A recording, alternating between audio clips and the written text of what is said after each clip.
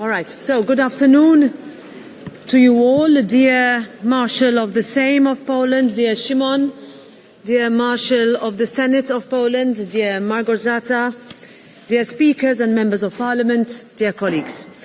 It is truly a pleasure to welcome you all to Brussels for the 14th Parliamentary Week in the European Parliament and the first under this new legislature of the European Parliament. This is the largest gathering of national and European parliaments, and this year I must say we have a fantastic turnout with over 140 members from all 34 chambers of the member states, as well as Albania, Bosnia and Herzegovina, Serbia, Turkey and Norway. So thank you all very much for being here. Let me also give a special thank you to Szymon and Małgorzata and to your colleagues from the Polish Sejm and Senate.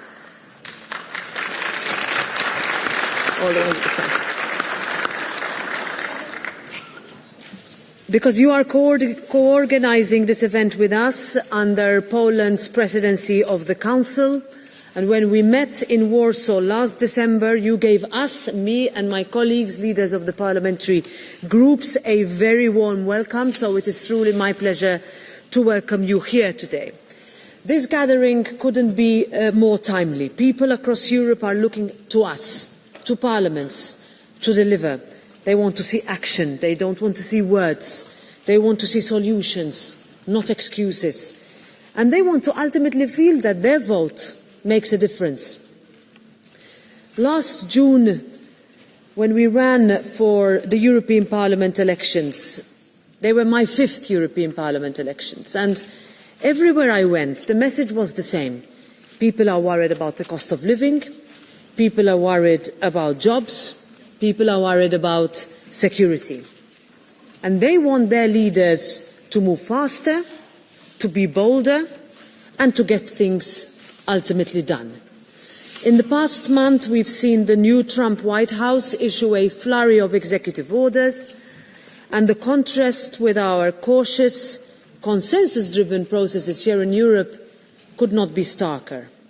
And whether we agree with what is happening across the Atlantic or not, the perception is that things are being shaken up.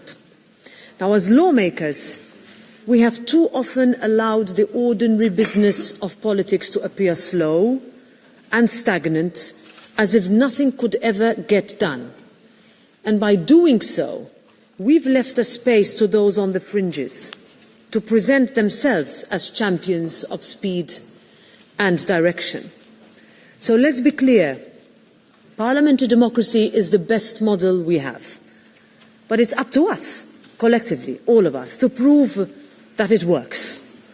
And that means cutting through the noise, pushing past political divides and focusing on what really matters, our long-term success.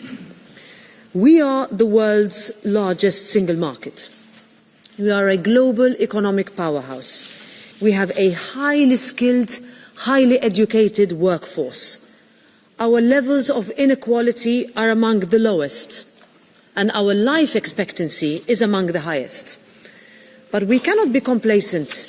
The challenge now is to secure these gains for the future. We know what needs to be done. Mario Draghi, Enrico Letta and others have laid it out, but now we need the political courage to do what is necessary. That starts with creating the best conditions for businesses and innovation to flourish. Overly complex laws, however well-intended, often end up hurting the very people and businesses we are trying to help. In the last few years, if you look just at the last mandate, we've passed 13,000 pieces of legislation. This compared to 3,000 in the United States. This is simply not sustainable. So instead of focusing on more rules, I say we focus on better rules.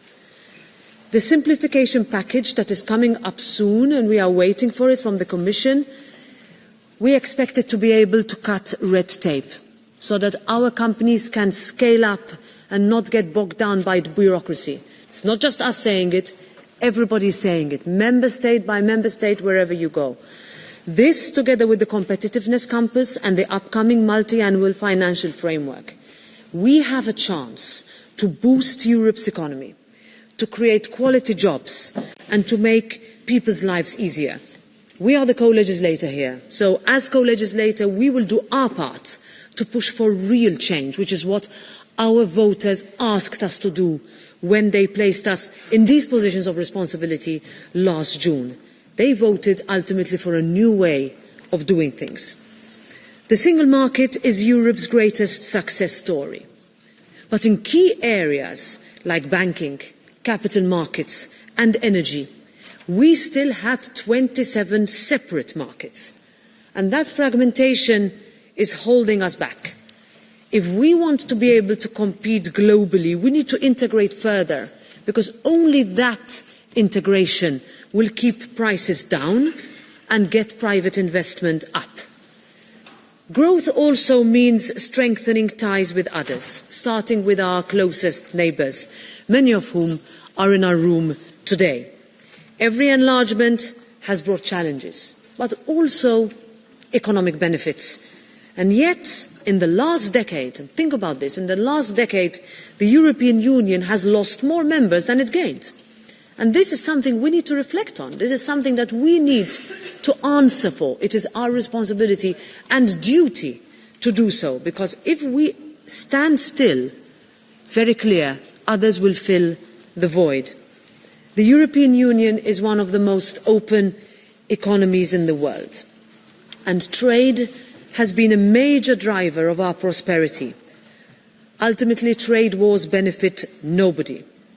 But we must be ready for any scenario. Europe must use its global weight to unlock new trade deals that expand our market and create win-win opportunities. Final words. Dear colleagues, I have been a member of this European Parliament for 11 years now. And I must say I'm proud of how far we have come, but I've also seen what happens when we take our voters for granted. This Parliament has seen what happens when voters are taken for granted. We cannot keep going as before, just because, as we like to say it, and we say it often in Brussels, that's the way things have always been done. People don't want empty words. People want action.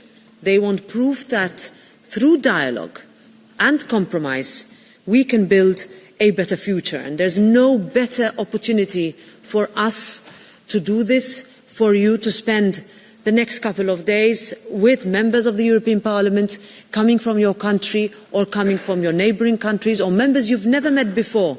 But you will see that the challenges are the same, wherever you come from and whatever your background. I think at the end of the day, our citizens want proof that through dialogue and through compromise, we can build a better future. That's our challenge, and that's our responsibility.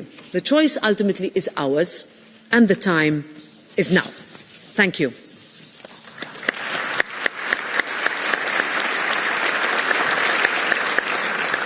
Now it's my honour to give the floor to the Marshal of the Sejm of the Republic of Poland, Szymon Hołownia. The floor is yours.